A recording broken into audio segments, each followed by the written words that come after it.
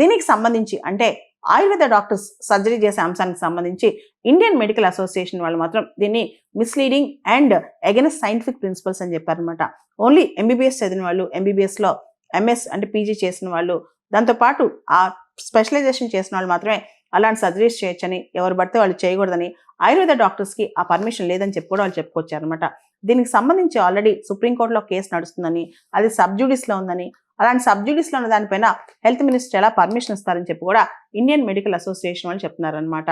Surgery చేయటం అనేది కేవలం ఒక టెక్నికల్ స్కిల్ మాత్రమే కాదు, దానికి సంబంధించిన ఇన్డెప్త్ నాలెడ్జ్ ఉండాలి. ముఖ్యంగా ఎనాటమీ, ఫిజియాలజీ, ప్యాథాలజీ ఇలా రకరకాల సబ్జెక్ట్స్ మీద ఇన్డెప్త్ నాలెడ్జ్ ఉంటేనే వాళ్ళు సర్జన్ అవుతారని చెప్పి కూడా ఇండియన్ మెడికల్ అసోసియేషన్ వాళ్ళు చెప్పుకొస్తున్నారనమాట.